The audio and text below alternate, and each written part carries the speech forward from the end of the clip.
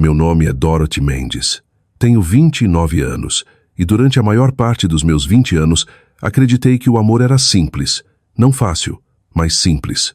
Para mim, amor significava aparecer, ser constante, fazer as pequenas coisas todos os dias, mesmo quando ninguém notava. Eu achava que se você permanecesse leal, apoiadora, emocionalmente presente, eventualmente seria valorizada por isso. Isso foi antes de Dante. Eu o conheci no jantar de aniversário de uma amiga. Ainda lembro o momento exato. Eu estava sentada na ponta da mesa beliscando meu macarrão quando uma gargalhada explodiu do outro lado. Dante, sua presença era magnética, alta, charmosa, quase brilhante demais para a sala. Ele contava uma história sobre ter perdido um voo em São Paulo e transformado aquilo numa comédia para os funcionários do portão de embarque. Todo mundo se inclinava para a frente. Todo mundo ria. Eu não ri, apenas sorri educadamente. Ele percebeu. Mais tarde naquela noite, quando o grupo se dirigiu ao bar, Dante acabou ao meu lado. Ele provocou. Então você é a única que não riu da minha história. Brutal. Dei de ombros. Não era tão engraçado. Ele me olhou como se eu fosse um enigma que não conseguia resolver imediatamente. Finalmente, alguém honesta. Ele geralmente se interessava por garotas intocáveis, glitter, imprudentes, aquelas que viravam cabeças ao entrar numa sala. Admitiu isso depois. Eu não era como elas. Era mais quieta, observadora, alguém que preferia escutar do que competir por atenção. E para ele, aquilo era refrescante. Começamos a nos ver casualmente. Cafés viraram longas caminhadas pela Avenida Paulista. Noites de filme se transformaram em dormir juntos. Logo ele passava mais noites no meu apartamento do que no dele, e então veio a pandemia. O que era para ser temporário virou permanência. Ele trouxe seu violão, metade do guarda-roupa, algumas canecas do apartamento dele, e logo meu conjugado de um quarto deixou de ser só meu. Virou nosso. No começo, eu adorei. As refeições compartilhadas, a rotina de preparar o café da manhã, enquanto ele dedilhava acordes sem sentido, as risadas ecoando pelas paredes silenciosas. Ele tinha uma energia que iluminava cada canto. Onde eu era pé no chão, ele era inquieto. Onde eu planejava, ele improvisava. Nos equilibrávamos, ou pelo menos era o que eu pensava. Dante não era magnético só comigo. Era magnético em todo lugar. Conseguia entrar numa sala cheia de estranhos e sair com 5 novos amigos. As pessoas gravitavam em torno dele. Ele flertava sem nem perceber, ou talvez sempre percebesse. Eu era o oposto. Meu círculo era pequeno e intencional. Não precisava ser o centro de todas as salas. Achava que isso nos complementava. Queria acreditar que éramos bons um para o outro, e me esforçava para provar isso. Quando Dante perdeu o emprego, fiquei acordada até tarde reescrevendo o currículo dele. Preparei-o para entrevistas, simulando perguntas até ele revirar os olhos. Quando a dívida no cartão de crédito dele explodiu, eu quitei. 6.000 num clique só porque o estresse nos olhos dele era insuportável. Ele me chamava de anjo das finanças. Eu ria, achando que era carinhoso. Ele costumava dizer que eu era boa demais para o meu próprio bem, que nunca ficava brava mesmo quando deveria.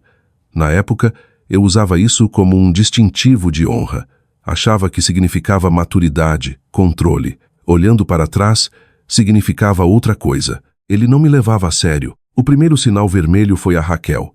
Era uma amiga antiga dele, com quem ele costumava se envolver, mas jurava que nunca tinha sido sério. Ela morava em outra cidade agora, supostamente namorando, mas mantinha contato com Dante. Likes no Instagram, videochamadas aleatórias, mensagens tarde da noite que o faziam sorrir para o celular e não dizer nada. Eu toquei no assunto uma vez, com cuidado. Dante, você acha saudável continuar tão próximo dela? O maxilar dele travou. Dorothy, não vou cortar as pessoas só porque você é insegura. A palavra pairou no ar. Insegura. Me calou. Não queria ser aquela namorada ciumenta e controladora, então deixei passar. Convenci a mim mesma que estava exagerando. Convenci a mim mesma que se Dante estava ali comigo, significava alguma coisa. Mas aos poucos as rachaduras apareceram. Ele ficou protetor com o celular, inclinando-o quando eu passava. Entrava no banheiro no meio de ligações, rindo baixo no receptor. As mensagens dele ficaram mais curtas, a presença mais distante. Estávamos assistindo um filme juntos, mas ele rolava o feed meio distraído. Uma noite, perguntei baixinho: "Você ainda é feliz comigo?" Ele suspirou, olhos grudados na tela. Honestamente, me sinto preso, como se estivéssemos só numa rotina, confortável, sem paixão. As palavras afundaram como pedras no meu estômago. Aquela noite fiquei acordada olhando o teto enquanto a respiração calma dele preenchia o escuro. Sentia a distância invisível entre nós se alargando, um abismo que nenhum de nós queria nomear. Eu deveria ter visto o que vinha. O despertar veio semanas depois, num jantar casual com amigos. 6 ou 7 pessoas, taças de vinho meio cheias, música baixa ao fundo. Saí para atender uma ligação da minha mãe. Quando voltei, congelei no corredor. Não conseguia vê-los, mas ouvia. Um amigo de Dante disse casualmente: "Então, vai mesmo contar para Dorothy sobre a Raquel ou só esperar que ela suma de novo?" A sala ficou em silêncio. Depois a voz de Dante, mais baixa: "Ainda não. Não faz sentido se a Raquel desaparecer de novo como da última vez. Mas se ela ficar dessa vez, vou parar de fingir." Fiquei nas sombras, coração batendo tão alto que achei que ouviriam. Meus dedos tremiam, mas meu rosto estava calmo quando voltei para a sala. Ele olhou para cima, sorriu como se nada estivesse errado. Sorri de volta, mas por dentro algo rachou. Aquela noite não dormi. Meu cérebro repetia as palavras até o amanhecer. Se ela ficar dessa vez, vou parar de fingir. Por quanto tempo eu fui o disfarce dele? Quanto dos últimos 2 anos e meio tinha sido teatro? Disse a mim mesma que precisava de prova, que talvez tivesse ouvido errado, que talvez ele só estivesse desabafando. Mas no fundo eu já sabia, e a prova veio mais cedo do que imaginava. Depois daquela noite no jantar, não conseguia parar de ouvir as palavras. Se a Raquel ficar dessa vez, vou parar de fingir. A frase vivia na minha cabeça, ecoando como um sino que eu não conseguia silenciar. Ainda assim, fiquei quieta. Queria acreditar que talvez tivesse entendido mal, que Dante só exagerara para parecer descolado na frente dos amigos. Mas uma vez que se ouve algo assim, começa a notar todas as pequenas coisas que vinha ignorando. O celular virado para baixo no balcão, os banhos longos com risadas abafadas atrás da porta, o sorrisinho repentino quando uma notificação acendia a tela. Raquel, sempre Raquel. Uma noite tentei aproximar. Ele estava esparramado no sofá, olhos grudados no celular, enquanto eu me encolhia na outra ponta com um livro que não virara a página em 20 minutos. Dante, falei baixinho. Ele murmurou, mas não olhou. Você ainda fala muito com a Raquel? Isso chamou a atenção dele. A cabeça dele virou rápido, maxilar travado. Sério, Dorothy, vamos fazer isso de novo? Engoli em seco. Não estou acusando, só perguntando. Ele largou o celular com mais força que o necessário. Já te disse, não vou cortar pessoas só porque você é insegura. Lá estava de novo aquela palavra, insegura, como uma lâmina apontada para meu peito. Segurei o impulso de discutir. Em vez disso, disse: "Não é insegurança, é limite." Dante revirou os olhos e se recostou. Limites, né? Então o quê? Devo deletar metade dos contatos porque minha namorada não aguenta? Minha namorada. O jeito como ele disse doeu, como um rótulo de que já estava cansado. Não respondi. O silêncio se esticou até ele murmurar: "Deus, você está me sufocando", e voltar a rolar o feed. Aquela noite fiquei acordada olhando o perfil dele na luz fraca. O rosto calmo, quase infantil no sono, e mesmo assim eu me sentia quilômetros distante. Me perguntei se ele sonhava comigo ou com ela. Uma semana depois, as rachaduras se alargaram. Fomos à casa da amiga dele, a Megan, para vinho e petiscos. Poucas pessoas, nada formal. A noite vibrava com conversa, música baixa. Pedi licença para ir ao banheiro e, ao voltar pelo corredor, ouvi vozes vindo da cozinha. Megan: "Qual é o plano com a Raquel? Vai contar para Dorothy ou continuar enrolando?" Minha respiração travou. Congelei fora de vista. Dante: "Relaxa. Não tem pressa. Se a Raquel sumir de novo como sempre, qual é o sentido? Mas se ela ficar dessa vez..." Ele parou, e o som de gelo tilintando no copo preencheu o silêncio. Megan riu. Brutal. Coitada da Dorothy. Minhas mãos gelaram. Coitada da Dorothy. Me forcei a continuar andando, a voltar para a sala como se não tivesse acabado de ouvir meu namorado debatendo se eu valia a verdade. Quando entrei, Dante olhou do sofá, sorrindo largo. Ei, amor, tudo bem? Sorri de volta, lábios esticados em algo que parecia estranho no meu rosto. Sim, tudo, mas por dentro meu estômago revirava. Os dias seguintes foram insuportáveis.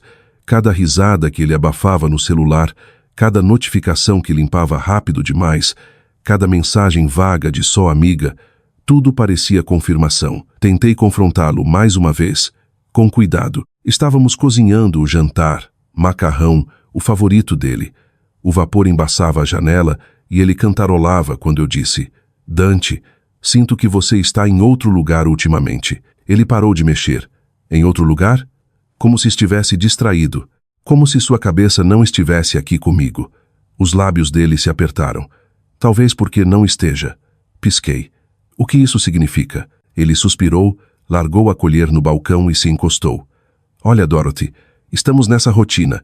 Mesmos jantares, mesmas noites. Não sei se ainda é paixão ou só conforto. Meu peito apertou. Conforto não é ruim, Dante. Conforto é estabilidade. Ele balançou a cabeça. Estabilidade, às vezes, parece uma jaula. As palavras me acertaram como um tapa. Quis argumentar, lembrar tudo que fiz por ele, noites em claro reescrevendo o currículo, quitando dívida, ficando ao lado dele em cada fracasso, mas as palavras travaram na garganta. Não conseguia implorar para ele ver meu valor, não de novo. Em vez disso, desliguei o fogão e sussurrei. Então talvez você deva descobrir como é a liberdade para você. Comemos em silêncio aquela noite. A distância ficou insuportável. Comecei a notar pequenos detalhes gelados. A camisa dele com cheiro de perfume diferente, as desculpas repentinas por chegar tarde, o jeito como inclinava o notebook para longe de mim. Tentei me convencer de que estava imaginando, que todos os casais passam por fases ruins, que talvez o problema fosse eu. Mas então veio a noite que confirmou tudo. Era tarde, quase meia-noite. Entrei na cozinha para pegar água e congelei na porta. Dante estava em videochamada, o celular apoiado num copo. O rosto da Raquel preenchia a tela. Ele sorria de um jeito que eu não via há meses. Olhos brilhando, mão distraidamente enrolando o cabelo como fazia nos nossos primeiros encontros. Sempre gostei mais de você, disse ele, voz baixa. Só fiquei com a Dorothy porque você vivia sumindo. Mas agora que você voltou, ele riu. Não vou perder a chance de novo. Raquel deu risadinha. Você é péssimo. Meu mundo desmoronou naquele instante. O copo escorregou da minha mão e se espatifou no chão. As duas cabeças viraram para o barulho. Os olhos de Dante se arregalaram. Dorothy. Mas não esperei. Virei e andei pelo corredor, o corpo se movendo antes da mente acompanhar. No quarto, puxei uma mochila, enfiei roupas, peguei chaves e notebook. Ele veio atrás, voz afiada de pânico. Dorothy, espera. Não é o que você está pensando. Fechei o zíper sem olhar para ele. Minhas mãos tremiam, mas a voz saiu firme. É exatamente o que estou pensando. E então saí. Aquela noite dormi no carro, na garagem do prédio do meu escritório. Não porque não tivesse amigos ou lugares para ir, mas porque precisava de silêncio. Silêncio onde ninguém pudesse mentir para mim. Silêncio onde eu finalmente pudesse ouvir a verdade. E naquele silêncio, pela primeira vez em 2 anos e meio, me senti calma. Na manhã seguinte, sentei no carro vendo o sol subir sobre os prédios de São Paulo. Não tinha dormido, mas não me sentia cansada. Me sentia oca, como se alguém tivesse tirado minhas entranhas e deixado só silêncio onde antes batia meu coração. As mensagens de Dante começaram por volta da meia-noite. Dorothy, onde você está? Dorothy, volta para casa. Dorothy, por favor, vamos conversar. Às 3 da manhã viraram desesperadas. Às 5, arrependidas. Às 7, silenciosas. Não respondi nenhuma. Naquela noite voltei. Não para reconciliar, mas porque precisava que ele dissesse em voz alta. Precisava olhar nos olhos dele e ouvir a verdade na voz dele, não filtrada pela risada da Raquel ou pelos sussurros da Megan. Quando abri a porta, Dante estava no sofá, cabelo bagunçado, moletom largado, rolando o celular como se nada tivesse acontecido. Olhou para cima, assustado, depois tentou sorrir. Aí está você. Meu Deus, fiquei preocupado. Precisei de uma noite para pensar. Interrompi. Minha voz estava calma, calma demais. Ele se mexeu desconfortável. Sobre o quê? Apontei para o sofá. Senta. Ele hesitou, mas obedeceu. Fiquei de pé, mochila ainda no ombro. Quero te perguntar uma coisa, disse, firme, quase clínica, e quero a resposta verdadeira. Ele assentiu cauteloso. Tá. Você ainda me ama? A pergunta pairou no ar como fumaça. Os olhos dele desviaram, calculando. Dorothy, claro que me importo com você. Não foi isso que perguntei. A garganta dele trabalhou. Olhou para o lado. Não sei. As coisas andam estranhas. Nós dois sentimos. E a Raquel? Perguntei sem emoção. Isso o congelou. Os olhos voltaram para mim arregalados. O que tem ela? Não pisquei. Ouvi você na casa da Megan e de novo ontem à noite. Você disse que eu era só alguém que você usava enquanto ela sumia. O rosto de Dante perdeu a cor. Os lábios abriram, fecharam, abriram de novo. Finalmente murmurou. Aquilo era conversa particular. Nega que disse? Silêncio. Assenti devagar. Certo. Ele se levantou de repente, defensivo. Não é o que parecia. Não me mexi. Você disse que só ficou porque ela sumia, que eu era plano B. Ele passou as mãos no cabelo. Eu estava confuso, Dorothy. Não sabia o que queria. A Raquel entra e sai da minha vida há anos. E eu era o quê? Cortei. Seu depósito emocional entre um término e outro? A voz dele ficou afiada. Isso não é justo. O que não é justo, disse baixinho, é o tempo que fiquei ao seu lado enquanto você fingia. Acreditei em você quando ninguém mais acreditava. Te ajudei a se reerguer, e o tempo todo você só esperava alguém melhor aparecer. Nunca disse que ela era melhor. Não precisou. Ficamos ali na luz fraca da sala. O zumbido da geladeira, o único som entre nós. O rosto dele se contorceu como se quisesse chorar, gritar, discutir, tudo ao mesmo tempo. Mas só conseguiu sussurrar. E agora? Ajustei a alça da mochila. Agora eu terminei, Dante. Você fez sua escolha. Eu só finalmente ouvi em voz alta. A voz dele falhou. Você nem vai tentar? Nem vai tentar resolver isso? Ri com amargura. Eu tentei resolver isso por 2 anos e meio, sozinha. Você só esperava alguém vir te buscar. Dorothy, você está exagerando. Por favor, me dá uma chance de explicar. Você já explicou. Virei para a porta. Espera. A voz dele subiu, desesperada agora. Você vai simplesmente sair? Parei, mão na maçaneta, e olhei para trás. Você saiu primeiro, Dante. Eu só estou alcançando. Então abri a porta, entrei no corredor e fechei atrás de mim, sem bater, sem saída dramática. Só finalidade. Não voltei. Nem pelas roupas, nem pelos livros na mesinha de cabeceira, nem pela caneca de café que eu amava. Ele podia ficar com tudo. Naquela noite, deitada no quarto de hóspedes da casa de uma amiga, olhei para o teto. Pela primeira vez em anos, o ar não parecia pesado. O silêncio não parecia hostil. Parecia limpo. Dante achou que tinha me quebrado, mas o que ele não percebeu foi que tinha me libertado. As mensagens vieram primeiro. Dorothy, por favor, vamos conversar. Você entendeu tudo errado. Não quis dizer daquele jeito. Quando não respondi, viraram áudios. A voz dele mudando de calma para frenética, de brava para suplicante. Dorothy, você não pode simplesmente desaparecer. Estamos juntos há tempo demais para você jogar tudo fora assim. Me liga, por favor. Não liguei. No segundo dia começaram os e-mails. Parágrafos longos. Desculpas misturadas com justificativas. Disse que entrou em pânico. Que não quis dizer o que eu ouvi. Que Raquel era só uma fase. Que eu era quem ele realmente se importava. Ler as palavras dele era como olhar num espelho rachado. Reflexos distorcidos, desesperados, de um homem que já tinha perdido. Fechei o notebook e não abri mais naquela noite. O silêncio virou minha arma, embora no começo eu não quisesse que fosse. Não estava tentando puni-lo. Só precisava do quieto. Precisava de um espaço onde a voz dele não conseguisse mais distorcer meus pensamentos. Toda manhã eu acordava e lembrava a mim mesma. Não responda. Não explique. Não deixe ele te puxar de volta para o ciclo. E toda manhã ficava um pouco mais forte. A cura não veio num estouro dramático.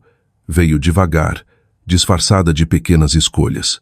Na primeira semana, me forcei a sair. Só a andar no quarteirão, fones no ouvido, o ar do fim de tarde roçando a pele. Pela primeira vez em meses, notei o mundo além da órbita de Dante. as crianças andando de bike na rua, o cheiro de jasmim no jardim de um vizinho, o som dos meus próprios passos sem ele ao lado. Na segunda semana voltei à academia. Não por vingança, não para esculpir um corpo de revanche, mas porque queria me sentir forte na minha própria pele de novo. Cada quilômetro na esteira queimava outra camada de dormência. Na terceira semana tirei a câmera antiga do armário. Fotografia já tinha sido meu refúgio, capturar luz, enquadrar histórias na quietude. Mas Dante revirava os olhos quando eu levava a câmera para todo lugar. Você parece turista, dizia. Parei de levar. Agora tirei o pó, pendurei no pescoço e caminhei pelo parque. A lente virou terapia. Cada foto provava que eu ainda conseguia ver beleza, mesmo depois da traição. A ausência de Dante deveria ter parecido perda. Em vez disso, pareceu espaço. Espaço para respirar. Espaço para existir sem me encolher. Claro que amigos em comum apareciam com atualizações que eu nunca pedi. O Dante não está bem, disse uma, com pena na voz. A Raquel sumiu de novo. 2 meses e foi embora. Assenti bebendo meu suco. Parece coisa dela. Por dentro não senti nada. Nem triunfo, nem pena, só indiferença. O karma cuida de si mesmo. Então uma noite, 1 mês depois que saí, conheci o Ethan. Não foi uma entrada cinematográfica grandiosa. Sem fogos, sem história de amor instantânea. Só uma conversa quieta no churrasco de um amigo em comum. Ele não era nada como Dante. Não era o mais alto da sala. Não exigia atenção. Era constante, calmo, quase discreto. Mas quando conversávamos, ele realmente escutava. Fazia perguntas e lembrava das respostas. Não olhou o celular nem uma vez. Naquela noite, quando saí, ele disse: "Você tem um jeito de notar coisas que as outras pessoas perdem." Era uma coisa tão simples, mas me acertou. Dante nunca tinha me dito isso. Ethan não tentava me impressionar. Não fazia promessas. Só aparecia, consistentemente, em silêncio. E pela primeira vez em meses, senti algo que não era raiva, luto ou dormência. Senti paz. Dante, claro, não tinha terminado. Outro e-mail chegou na semana seguinte. Li uma vez e deletei, porque a verdade era que eu não precisava mais do pedido de desculpas dele. Não estava esperando ele reconhecer meu valor. Eu já tinha reconhecido sozinha. O tempo não curou tudo da noite para o dia, mas deu distância, e a distância deu clareza. No segundo mês sem Dante, as mensagens frenéticas e e-mails diminuíram. O silêncio voltou, e eu deixei ele ficar. Quanto menos ouvia dele, mais leve me sentia. Mas o silêncio também deixava espaço para mim, espaço para reconstruir, espaço para encher minha vida com coisas que não tinham nada a ver com ele. Comecei pequeno.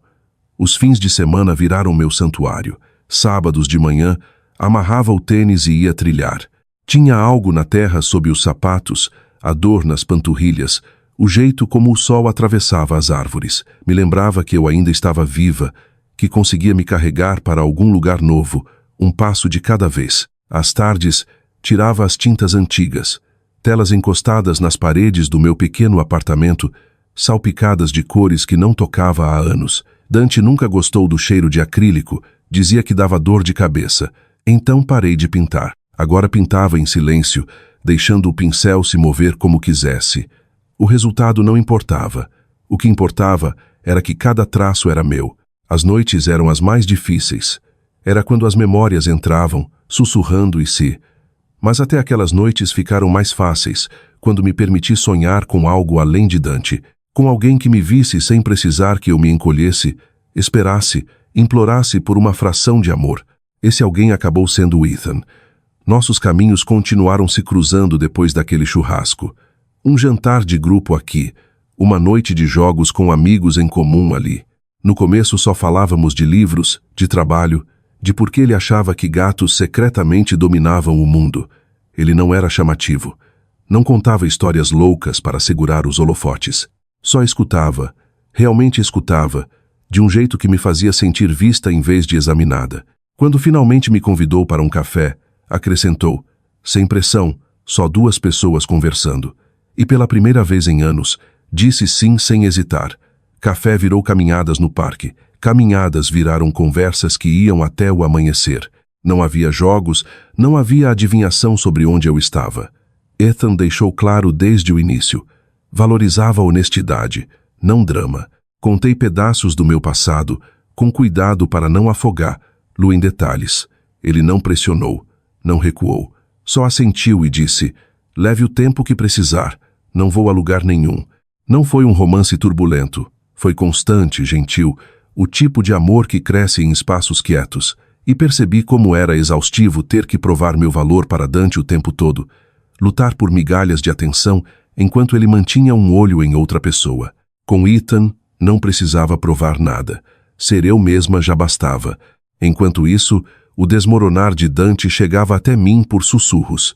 Num aniversário de amigo em comum, alguém se inclinou sobre a mesa e disse: sabe, Dante e Raquel não duraram. Ela sumiu de novo. 2 meses e foi embora. Mexi minha bebida e falei: parece coisa da Raquel. A amiga me olhou com cautela. Desculpa, só achei que você ia querer saber. Mas eu não queria, porque a verdade era que não sentia nada. Nem vingança, nem pena, nem saudade, só vazio. Dante estava virando um estranho, alguém que eu um dia conheci. Claro que ele tentou de novo. Eles sempre tentam. Outro e-mail chegou, mais longo dessa vez, enrolado, emocional. Disse que sentia minha falta, que não tinha percebido quanto eu significava até eu ir embora, que estava confuso quando disse aquelas coisas, que não quis dizer daquele jeito. Claro que não. Claro que só soava ruim agora que ele percebia que eu não estava mais esperando na lateral. Não respondi, porque a verdade era que eu não sentia falta dele, não de verdade. O que sentia falta era da versão dele que achei que era real, a versão que construí na cabeça tijolo por tijolo, com esperança e lealdade. Mas aquela versão tinha morrido na noite em que o ouvi dizer que eu era só plano B, e eu não tinha intenção de ressuscitá-la. Ethan e eu continuamos avançando, devagar e constante. Ele nunca me fez sentir como reserva. Nunca me fez questionar se escolheria a mim amanhã. Uma noite, sentados num banco de praça vendo as luzes da cidade refletirem na água, ele se virou para mim e disse: sabe, você não precisa carregar isso sozinha. Carregar o quê? Perguntei. O peso dos erros de outra pessoa. Pisquei pega de surpresa, mas então, pela primeira vez, me permiti sorrir sem amargura. Talvez eu esteja aprendendo a largar. Ele pegou minha mão, não para me salvar, não para me consertar, mas simplesmente para segurar, para me lembrar que eu não estava mais sozinha. E naquele momento quieto, percebi que não tinha só perdido Dante. Tinha perdido a versão de mim que acreditava precisar dele para se sentir inteira. E aquela perda, aquela foi a melhor coisa que já tinha me acontecido. No 3º mês de silêncio, achei que Dante finalmente tinha desistido. Os e-mails pararam, as mensagens pararam, as noites ficaram mais quietas, as manhãs mais leves, mas pessoas como Dante nunca soltam quietas. Começou pequeno, um número desconhecido com uma mensagem. Ei, sei que provavelmente sou a última pessoa de quem você quer ouvir, mas só queria dizer que fico feliz por você. Vi uma foto sua com aquele cara. Ele parece legal. Não respondi. 1 hora depois. Tenho pensado muito em nós, em como estraguei algo sólido correndo atrás de uma fantasia. Não espero nada. Só queria mesmo conversar. Ainda sem resposta. No dia seguinte ele mandou uma foto, um selfie. Sem palavras, só o rosto, olhos cansados, forçando o mesmo sorrisinho que um dia me encantou. Bloqueei. Quando Dante percebeu que eu não ia cair na isca, usou outras táticas. A Megan, amiga dele, me mandou mensagem. Dorothy, sei que as coisas terminaram mal, mas ele não está bem. Talvez só converse com ele. Outra amiga em comum veio 1 semana depois. Ele diz que cometeu o maior erro da vida dele. Você não deve nada a ele, mas achei que devia saber. Mas era isso. Eles tinham razão. Eu não devia nada a ele. E o que Dante não suportava não era minha raiva, era minha indiferença. Pela primeira vez na vida dele, o espetáculo não tinha plateia. Então veio a noite em que o destino decidiu fazer piada cruel, a festa de noivado de um amigo em comum. Ethan e eu estávamos namorando havia 8 meses. Não éramos chamativos, não éramos barulhentos, éramos constantes, enraizados e contentes na nossa própria órbita.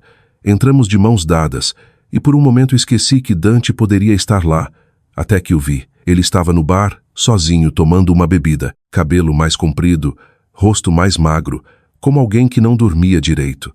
Quando os olhos dele encontraram os meus, ele congelou. Não vacilei. Só assenti educadamente. Depois voltei para Ethan, que já me fazia rir de algo trivial. Mas 15 minutos depois, Dante estava ao meu lado. Posso falar com você? A voz dele falhou. Baixa o suficiente só para eu ouvir. Olhei para Ethan. Ele apertou minha mão, depois assentiu. Vou estar na mesa de sobremesas. Beijou minha bochecha, um gesto tão simples, mas que dizia tudo. Ele confiava em mim. Não precisava performar para ninguém. Dante e eu saímos para o terraço. O ar da noite estava fresco, luzes de cordão brilhando acima. Por um momento ele só ficou olhando, como se não reconhecesse a mulher à frente. Não tinha certeza se você viria, disse finalmente. É o noivado do nosso amigo. Por que não viria? Ele olhou para baixo, riu nervoso. Você está diferente. Estou. O silêncio se esticou. Os olhos dele dispararam para a janela onde Ethan estava, conversando tranquilamente com estranhos. Então é ele, murmurou Dante.